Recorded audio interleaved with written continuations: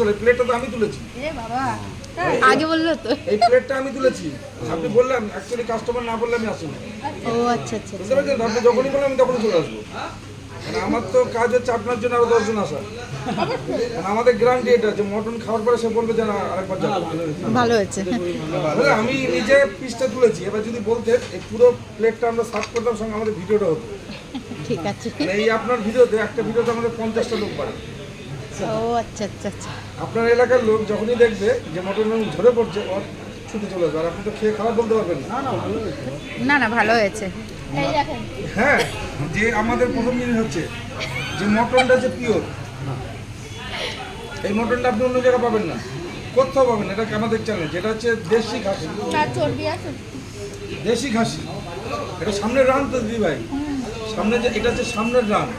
এই মটন কিন্তু মুখে দিলে একটা সুন্দর সেন্ট। কোনো মানে ডালডার বিরিয়ানি না, কিন্তু এটা আমাদের পুরোটাই ঘি আর বাটার। ঘিয়ের সেন্টও পেয়েছেন, বাটার সেন্টও পেয়েছেন। আর কোনো মিঠা তো গোলাপ জল কেওড়া জল এই বিরিয়ানিতে নেই। খেয়ে অস্বস্তি হবে না। আপনি খান দেখেন, এক ফোঁটা ঢেকুর উঠলে বলবেন। আর দ্বিতীয় কথা, রাইস আপনি খাওয়ার পরে যে অস্বস্তি ভাবটা সেটা হবে না, মেরে দেয় মিঠা তো নেই, এটা হবে। অসুবিধা কিছু নেই। ঝরে পড়া মটন খেতে হলে একমাত্র একান্তপন চাকদাতে আসতে হবে। আর আমরা চ্যালেঞ্জ করে বলেছি, ভারতবর্ষে কোনো রেস্টুরেন্টের মানে 1200 গ্রাম রান এইভাবে ধরবে আর ঝরবে, এটা কোথাও হবে না, শুধু একান্তপন চাকদাতেই হবে। আর আমরা বারাসাতের প্রত্যেকটা মানুষকে বলবো, আসুন একান্তপন চাকদা এসে ঝরে ঝরে পড়া মাটন খেতে। মাটন মানে একান্তপন চাকদার। কিরকম খেলেন সেটা বলুন একটু। খুবই ভালো হয়েছে।